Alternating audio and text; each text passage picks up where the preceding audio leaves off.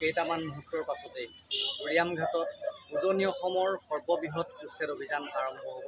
ইতিমধ্যে উৰিয়ামঘাটৰ ৰাজপথত শ শ আৰক্ষীৰ গাড়ী গন্তব্যস্থানলৈ তেওঁলোকে ৰাওনা হৈছে। আমি কেমেৰা সতীৰ্থক দেখুৱাবলৈ অনুৰোধ জনাইছোঁ। ইয়াত মুখ্যমন্ত্ৰীৰ যি মুখ্যমন্ত্ৰীৰ ঘোষণাৰ পাছতেই এই ৰেংমা সংৰক্ষিত বনাঞ্চলত যি অবৈধ বেদখলকাৰী যি অনুপ্ৰৱেশকাৰী আছিলে, সেই অনুপ্ৰৱেশকাৰীসকলক মুখ্যমন্ত্ৰীৰ ঘোষণাৰ পাছতেই জাননী প্ৰেৰণ কৰিছিলে বন বিভাগে। অসম চৰকাৰ বন বিভাগৰ জাননী পোৱাৰ পাছতেই শ শ গাড়ী ইয়াৰ পৰা হাজাৰ হাজাৰ মানুহ যি বেদখলকাৰী আছিলে ৰেংমা সংৰক্ষিত বনাঞ্চলত, এই বনাঞ্চলৰ পৰা তেওঁলোকে ইয়াৰ পৰা নিজ নিজ স্থানলৈ গতি কৰিছিলে।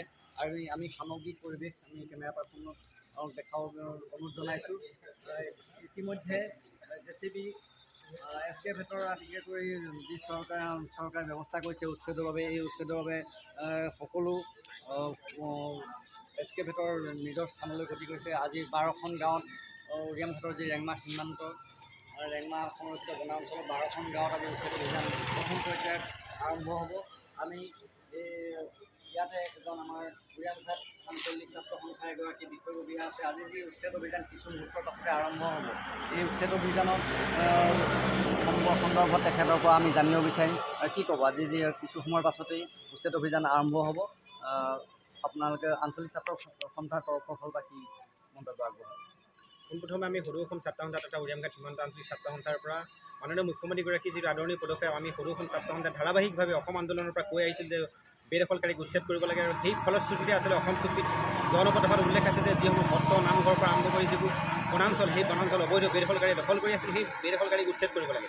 কিন্তু পলম হ'ল, বিভিন্ন চৰকাৰ আহিল, বিভিন্ন চৰকাৰে অসমৰ পৰা এই আজি তাৰিখত গুচি গ'ল, কিন্তু কোনো কাৰণত কোনো এখন চৰকাৰে নকৰিলে। কিন্তু আজি তাৰিখত মাননীয় মুখ্যমন্ত্ৰীগৰাকীয়ে যি পদক্ষেপ লৈছে, আমি তেখেতক আমি আদৰণি জনাইছোঁ। আৰু এটা কথা ক'ব বিচাৰিছোঁ, সেই উচ্ছেদসমূহত যাতে উচ্ছেদ কৰাৰ পাছত যে কোনো কাৰণে এজনো অবৈধ বেদখলকাৰী থাকি যাব নোৱাৰে বা এটাও ঘৰ থাকি যাব নোৱাৰে, এই ক্ষেত্ৰতে চৰকাৰে বিহিত ব্যৱস্থা ল'ব লাগে। আৰু তাৰ পাছত উচ্ছেদ কৰাৰ পাছতো যাতে কোনো বেদখলকাৰী তাত আকৌ কোনো সংস্থাপন ল'বলৈ যদি আহে, সেই ক্ষেত্ৰত চৰকাৰে ব্যৱস্থা ল'ব লাগে। আৰু এটা কথা ক'ব বিচাৰিছোঁ, এই ক্ষেত্ৰত যাতে চৰকাৰে শান্তিপূৰ্ণভাৱে এই উচ্ছেদটো সমাপন কৰিব পাৰে, সেই ক্ষেত্ৰত আমি চৰকাৰৰ বিহিত ব্যৱস্থা ল'বৰ বাবে অনুৰোধ জনাইছোঁ।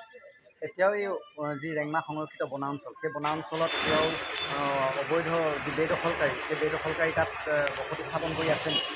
আচলতে হয়, যিসকল অবৈধ বেদখলকাৰীক জাননী দিয়াৰ পিছতো একাংশ ব্যক্তি তেখেতলোক ভিন ৰূপহি বিভিন্ন স্থানলৈ গতি কৰিছে। যদি আজি তাৰিখত একাংশ ব্যক্তি কিন্তু আজি সেই স্থানতে আছে, তেখেতলোকে কৈছে আমি খিলঞ্জীয়া। কিন্তু এটা কথা আমি ক'ব বিচাৰিছোঁ, তেখেতলোকৰ একাংশ ব্যক্তিয়ে কিন্তু অসমৰ মাতৃভাষাটোকে ক'ব নোৱাৰে, কিন্তু তেখেতলোকে কি কাৰণে তেখেতে খিলঞ্জীয়া বুলি কৈছে, এই ক্ষেত্ৰত আমি ধৰিব পৰা নাই। আচলতে সেইসকল ব্যক্তিক যাতে কোনো কাৰণত ৰেহাই দিব নালাগে, আমি অসম চৰকাৰৰ প্ৰতি অনুৰোধ জনাইছোঁ। নিশ্চিতভাৱে ক'ব লাগিব, উৰিয়ামঘাট আঞ্চলিক ছাত্ৰ সন্থাৰ বিষয়ববীয়াজনে উল্লেখ কৰিছে যে একাংশ ব্যক্তিয়ে যি অসমীয়া ভাষাটো জ্ঞান থাকে, অসমীয়া ভাষাটোকে ক'ব নাজানে, সেইসকল ব্যক্তি কেনেকৈ খিলঞ্জীয়া? আৰু ইয়াত যিসকল ব্যক্তি এতিয়াও নিজকে খিলঞ্জীয়া বুলি দাবী কৰি পেলাই তেওঁলোক ইয়াত বসতি স্থাপন কৰি আছে, তেওঁলোকক অতি শীঘ্ৰেই ইয়াৰ পৰা এই ৰেংমা সংৰক্ষিত বনাঞ্চলৰ পৰা তেওঁলোকক আঁতৰি যাবৰ বাবে আহ্বান জনাইছে। লগতে আমি সামগ্ৰিক পৰিৱেশ দেখাব বিচাৰিছোঁ। এতিয়াও JCB এস্কেভেটৰ বৰ্তমানেও গৈ আছে ৰেংমা সংৰক্ষিত বনাঞ্চলত।